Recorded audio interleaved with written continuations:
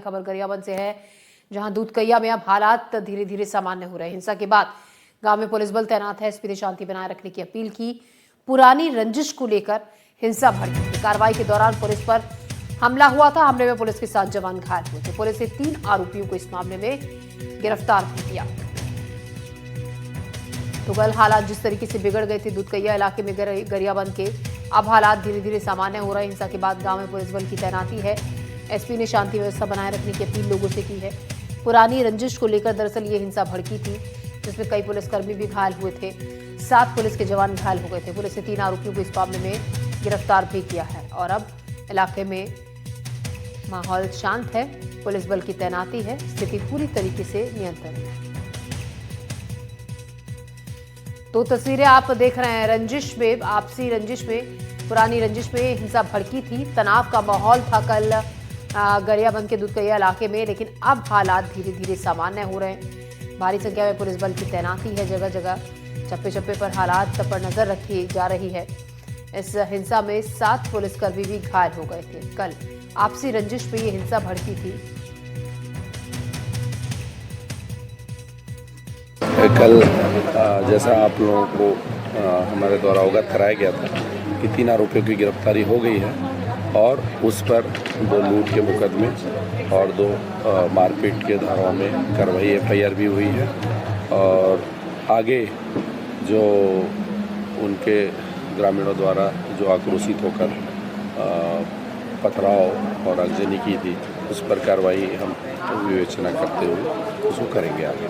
किस वजह से हुई थी, क्या है मामला इन्वेस्टिगेशन में? इसमें आरिफ खान अपने 2 साथियों के साथ अचानक आकर कुछ ग्रामीणों के साथ मारपीट और लूट किए।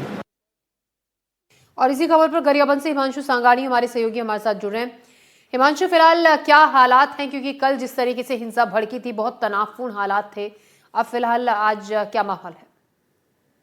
देखिए, कल तो दिन भर पूरा शांति का माहौल था। लगभग 1500 के आसपास जो फोर्स है वहां पर पहुंची थी और गांव को चारों तरफ से घेर के रखा था। 2 रास्ते हैं गांव के अंदर जाने के लिए, दोनों तरफ ही फोर्स थी और गांव के अंदर में भी फोर्स मौजूद थी। छत में भी थे और छत में कई तरह के जो पत्थर वत्थर ग्रामीणों ने जो हमला करने के लिए रखे थे उसको भी पुलिस ने वहां से हटाया है। और बताया जा रहा है इस मामले में 3 आरोपी हैं, जो आरिफ के साथ 2 अन्य आरोपी हैं। उनके ऊपर 4 अलग अलग धाराओं में मुकदमे भी दर्ज किए। पुलिस के सामने अब इस पूरे मामले में 2 चुनौतियां हैं सबसे बड़ी।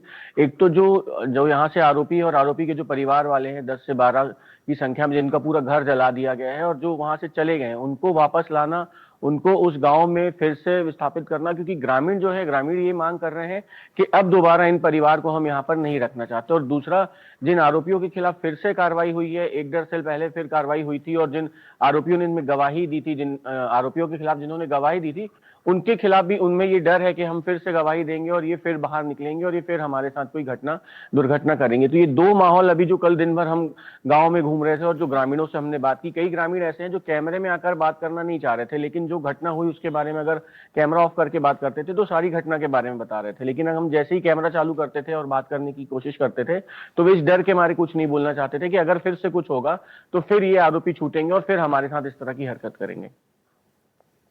हिमांशु, बिल्कुल वो भरोसा वापस कैसे कायम ग्रामीणों में पुलिस कर पाएगी? हालांकि चप्पे चप्पे पर अभी पुलिस की पैरी नजर है, हालात पर पुलिस की नजर बनी हुई है, लेकिन वो भरोसा कैसे वापस लौटेगा?